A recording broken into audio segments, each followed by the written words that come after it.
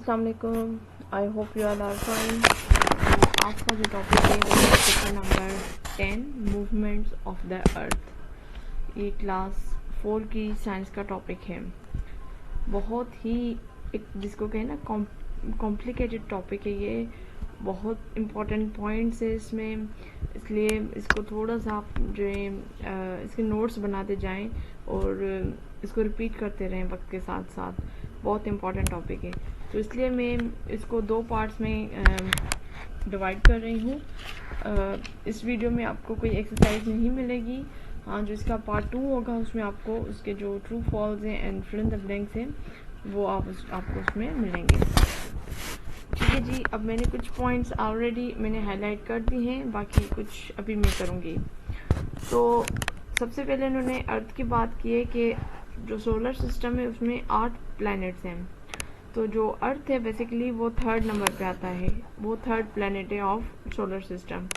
और ये वाहिद प्लैनेट है जहाँ पे ज़िंदगी है, जहाँ पे ज़िंदगी मौजूद है हर फॉर्म में, मतलब इंसान, जानवर, परिंदे, ठीक है, ये सब मौजूद है।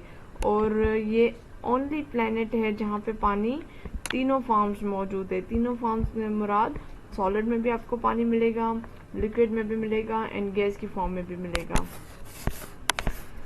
अब आगे इन्होंने एक इम्पॉर्टेंट बात की है कि जैसे हम अगर आउटर स्पेस से देखें अर्थ को, तो अर्थ बेसिकली हमें ब्लू कलर का नज़र आता है। अब ये ब्लू कलर क्या है? ये ब्लू कलर जो है बेसिकली पानी है, ठीक है। और जो मतलब इसमें क्लाउड्स भी हैं और इसमें आइस भी है, ठीक है। जो clouds and bodies of ice है ना, जो आपको ये नज़र आ रही है, ये बेसिकली अंटार्कटिका एरिया है जहाँ पे बर्फ़ है, सही है। और एक और इम्पॉर्टेंट बात कि अगर हम ज़मीन से हम जब देखते हैं तो हमें आसमान ब्लू क्यों नज़र आता है? वो इस वजह से नज़र आता है क्योंकि जो सन से डिफरेंट लाइट्स जो हैं स्कैटर्स होती हैं वो फैलती हैं, जो सबसे बाकी तो हमें नज़र नहीं आते जो कलर्स हैं, जैसे आपको पता है कि सन में दूसरे कलर्स भी होते हैं, सिर्फ हमें ब्लू इस वजह से नज़र आता है क्योंकि उसकी वेवलेंथ जो है ना ज़्यादा होती है और मतलब उसकी वजह से फिर हमें वो ज़्यादा नज़र आता है। तो इस पे भी इंशाल्लाह क्लास 5 में आई गेस टॉपिक है, तो हम ये आगे इसको कवर करेंगे। अच्छा, आगे इन्होंने बात की है अर्थ की कि जो अगर हम खड़े होकर देखें तो जो अर्थ जो है ना हमें फ्लैट नज़र आता है, लेकिन ये फ्लैट नहीं है, ये बेसिकली स्फेरिकल शेप में है। अब आगे इन्होंने ये क्यों है? बिकॉज ऑफ द ह्यूजनेस इन, अगर हम इसको ह्यूजनेस कंपैरिजन करें अपने साथ, तो इस वजह से हमें फ्लैट नज़र आता है। आगे इन्होंने एक एग्जांपल्स के थ्रू इन्होंने समझाने की बात की है कि अगर हम समंदर की तरफ जाएं जहाँ पे बोट्स वगैरह खड़ी होती हैं, तो हमें नज़र आ रही है कि दूर से एक कोई शिप आ रही है, तो हमें सबसे पहले शिप का फिन नज़र आएगा और उसके बाद उसकी बॉटम ऑफ द शिप है वो नज़र आएगी। ये इस वजह से है क्योंकि ये बेसिकली हमें इंडिकेशन देता है कि जो अर्थ सरफेस है ना वो स्फेरिकल है। अगर वो फ्लैट होता, बिल्कुल फ्लैट होता, तो आपको पूरी की पूरी जो शिप है ना, होल शिप, वो आपको नज़र आती एट अ टाइम। ये नहीं होता कि आपको पहले फिन नज़र आता और उसके बाद आपको बोट नज़र आती, ठीक है। अब जो इसकी दूसरी इम्पोर्टेंट बात है वो है earth spinning day and night.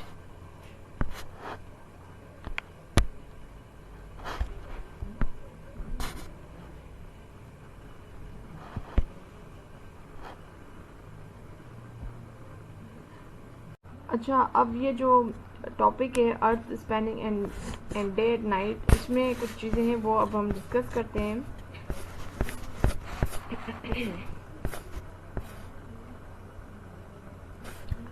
सबसे पहले इन्होंने पोजीशंस बता रहे अर्थ की। अब मैं चलो यहीं से स्टार्ट करते हैं, ठीक है। अब इन्होंने सबसे पहले यहाँ से बात स्टार्ट हो रही। इन्होंने कहा है कि जो मूवमेंट है अर्थ की उसके बारे में बताया है कि जो अर्थ है वो मूव करता है फ्रॉम वेस्ट टू ईस्ट, ठीक है जी, वेस्ट टू ईस्ट। सबसे पहली बात ये। मैंने इस वजह से ये पॉइंट्स मैंने लिख लिए हैं ताकि मुझे भी मतलब बताने में और समझने में आसानी हो। तो सबसे पहला पॉइंट ये है कि जो अर्थ है वो मूव करता है फ्रॉम वेस्ट टू ईस्ट। ये नोट कर लें, ये एमसीक्यूज आ सकता है। और जब अर्थ जो है वो मूव कर रही है फ्रॉम वेस्ट टू ईस्ट, तो उससे मुकाबले में जो बाकी चीज़ें हैं, मतलब इस जो मतलब स्काई में जो बाकी चीज़ें हैं जैसे सन है, मून है, स्टार्स हैं, वो उसके अपोजिट डायरेक्शन से मूव कर रहे होते हैं। अगर अर्थ आपका वेस्ट टू ईस्ट मूव कर रहा है तो आपके जो बाकी चीज़ें हैं वो आपका ईस्ट टू वेस्ट मूव करेंगी। ये वैसा ही एग्जांपल जैसे उन्होंने ऊपर बताया है कि अगर आप बस में ट्रेवल कर रहे हो या गाड़ी में ट्रेवल कर रहे हो, तो आपकी जहाँ पोजीशन होती है, जिस डायरेक्शन में आप जाते हो, जो आपसे बाहर चीज़ें होती हैं वो आपके अपोजिट डायरेक्शन में जा रही होती हैं। तो सेम सिचुएशन उन्होंने यहाँ पे कंपेयर की है। ठीक है, तो आप ये दो चीज़ें जहन में रख लें। अगर आपका अर्थ अगर क्या मतलब डेफिनेटली आपका अर्थ मूव करता है वेस्ट टू ईस्ट, तो बाकी जो ऑब्जेक्ट है वो आपके मूव करेंगे ईस्ट टू वेस्ट। ठीक है जी। अच्छा, आगे इन्होंने कहा है रोटेशन। बेसिकली यहाँ पे लफ्ज यूज कर रहे हैं रोटेशन। अब रोटेशन किसको बोलते हैं और रेवोल्यूशन किसको बोलते हैं? ठीक है, अब आपने ये बात याद रखनी है कि जो रोटेशन होता है ना, जब कोई भी ऑब्जेक्ट होता है वो वो अपनी ही इंटरनल एक्सिस पे वो घूम रहा हो, वो टर्न कर रहा हो, उसको हम कहते हैं जी रोटेशन। मतलब वो अपनी इंटरनल एक्सिस पे ही रोटेट कर रहा है। और रेवोल्यूशन हम बोलते हैं जब एक्सटर्नल एक्सिस पे वो जो है रिवॉल्व करे, तो उसको हम कहेंगे जी रेवोल्यूशन। ठीक है जी। तो when object circle and external axis is called revolution. ठीक, अब यहाँ पे इन्होंने जो बात की कहा है कि जो सन है, मून है एंड स्टार्स हैं, वो rise from the east and set in the west. ये इम्पोर्टेंट। अब जैसे अगर हम सुबह का सूरज देखें तो वो सुबह का कहाँ से निकलता है? ईस्ट से निकलता है। और ढलता कहाँ पे है जी? वेस्ट की तरफ ढलता है। सेम मून का भी है और सेम स्टार का भी है। ठीक, ये आपके दो पॉइंट्स तो यहाँ पे ही आप मतलब ये लिखते जाएं आप साथ साथ। उसके बाद यहाँ पे इन्होंने कहा है कि the earth is a sphere rotated it's on invisible axis. उसकी एक एक्सिस होती है, उसी पे ही वो क्या कर रहा होता है? रोटेट कर रहा होता है। ठीक है, अब यहाँ पे इन्होंने बताया है कि अर्थ के पोल्स भी हैं। ठीक है, अर्थ के पोल्स हैं, दो पोल्स हैं, एक हेमिस्फीयर है एंड इक्वेटर है। अब सबसे पहले आपको मैं ये बात बता दूं, हेमिस्फीयर एंड इक्वेटर हम बोल किसको रहे हैं? जो हेमिस्फीयर है ना, वो हाफ ऑफ द अर्थ है। मतलब किसी भी स्फीयर का जो हाफ होता है इसको हम हेमिस्फीयर बोलते हैं, स्फीयर का। तो इसी हिसाब से जो हेमिस्फीयर मतलब अगर हम अर्थ को हाफ कर दें तो हम इसको कहेंगे जी हेमिस्फीयर। और इक्वेटर हम किसको बोल रहे हैं? मैं आपको यहाँ पे चीजें समझा दूं। ये आपकी लाइन जो है ना, ये लाइन देख रहे हैं, ये आपकी इक्वेटर है। ठीक है, और ये आपका हेमिस्फीयर है, ये रेड वाली लाइन, ये हेमिस्फीयर। इसमें आपके दो पोल्स और हैं, साउथ पोल और नॉर्थ पोल। ऊपर वाला जो है आपका नॉर्थ पोल होगा और नीचे वाला आपका साउथ पोल होगा, और ये इक्वेटर है। ठीक है जी। अच्छा, ये जो पॉइंट है ना, the earth has poles hemisphere equator, ये बात आप नोट करके रख लो। ये वाली, ये आगे आपका एक क्वेश्चन भी है इसका। The earth has poles hemisphere and equator. ठीक है जी। अब हम आगे आ जाते हैं।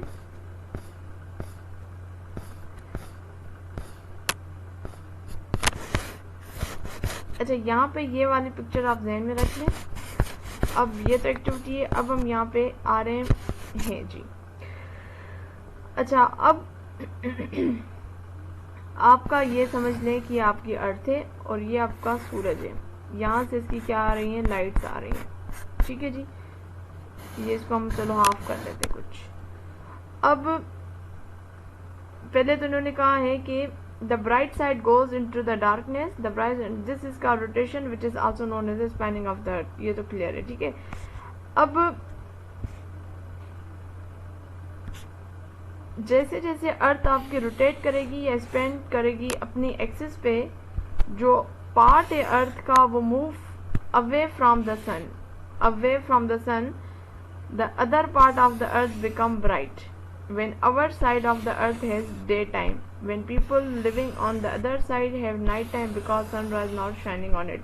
अब इसको मैं सिंपली आपको समझाने की कोशिश करें। देखिए ये आपका अर्थ है ना, ये आप अब ये जो सूरज की रोशनी है ये आपकी जब इस हिस्से पे पड़ रही है तो ये वाला इस टाइम यहाँ पे क्या होगा, डे होगी, ये बात आप याद रखें। और उसका जो अदर साइड होगा जो अवे होगा सूरज से, ये वाला पार्ट यहाँ पे अब आपकी क्या होगी, यहाँ पे आपका नाइट होगा, रात होगी। ठीक है, सबसे पहले आप बात ये ध्यान में रख लें, ये नाइट होगी। और ठीक है, अच्छा जब ये अर्थ रोटेट करती जाएगी तो ऑन द सेम टाइम, मतलब रोटेट करने के बाद ये वाला पार्ट जब यहाँ पे मूव हो जाएगा तो इस तरफ आपकी डे हो जाएगी, नाइट हो जाएगी, और ये वाला पार्ट अब डे होगा। अब इसका एक एग्जांपल देख लेते हैं। अब जैसे इन्होंने एक बात की है कि पाकिस्तान एंड कनाडा और अपोजिट साइड ऑफ द अर्थ, दोनों अपोजिट साइड हैं दुनिया के। अगर पाकिस्तान में डे टाइम है, अगर पाकिस्तान में डे है तो कनाडा में क्या होगा, कनाडा में जी रात होगी। अगर कनाडा में दिन है तो पाकिस्तान में क्या होगी, रात होगी। ठीक है जी, आगे इन्होंने कहा है जिसपे जो ग्लोब रोटेट कर रहा है, this axis of earth is in imaginary line. अब याद रखें कि अर्थ में एक इमेजिनरी लाइन भी होती है।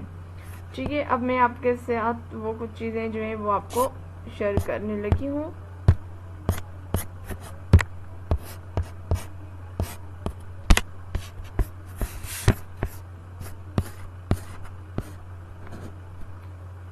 चलो ये पॉइंट भी हम क्लियर कर देते हैं, फिर एक साथ चलते हैं। आगे कह रहे हैं जो रोटेशन होती है, ये जो हमने बताया कि एक्सिस पे रोटेशन करती है। अब ये जो रोटेशन होती है ना ऑफ अर्थ, यही जो है डे एंड नाइट के कॉजेज बनती हैं। रोटेशन, जो अर्थ का रोटेशन है वही दिन और रात लेकर आता है। अब जैसे एक आपकी रोटेशन कंप्लीट होगी 24 घंटे में, तो आपका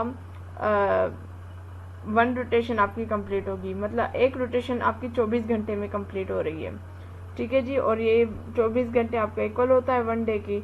आगे इन्होंने कहा है जो अर्थ होती है ना वो स्लाइटली टिल्ड होती है। अब टिल्ड का मतलब होता है झुका हुआ, तो axis of the earth is slightly tilde, झुका हुआ है, बिल्कुल ऐसे नहीं, सीधा नहीं, थोड़ा सा झुका हुआ है। ठीक है जी, इस तरीके से। अब हम आ जाते हैं आगे। अच्छा, अब जो अर्थ है ना, अर्थ में 2 टाइप की लाइंस होती हैं। एक होती है आपकी लाइन ऑफ लैटिट्यूड और एक होती है लाइन ऑफ लॉन्गिट्यूड।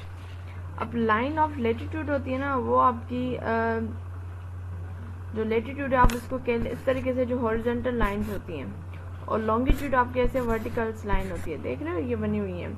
अब ये दोनों जो लाइंस है ना ये बेसिकली हमें अर्थ में जो लोकेशन है उनमें बताने में हेल्प करती है। और ये सारी जो आपकी लाइंस है ये सारी इमेजिनरी लाइंस होती हैं, इसमें कोई वो नहीं है, ये आप बनी हुई नहीं है, ये सारी आपकी इमेजिनरी लाइंस हैं। ठीक है जी, अच्छा अब बाकी जो है वो पार्ट 2 में मैं स्टार्ट करूँगी, क्योंकि आई गेस यहाँ तक काफ़ी है, और पार्ट 2 में जो है फिर मैं एक्सरसाइज भी कवर करवा लूँगी। तो थोड़ा सा ये डाइजेस्ट करना थोड़ा सा मुश्किल है, इसलिए मैं फिर मैंने 2 हिस्सों में इसको डिवाइड किया है। तो उम्मीद है आपको आज की वीडियो अच्छी लगी होगी। अगर अच्छी लगी है तो लाइक करें, कमेंट करें, दूसरों के साथ ज़रूर शेयर करें। तो नेक्स्ट वीडियो तक अल्लाह हाफिज़।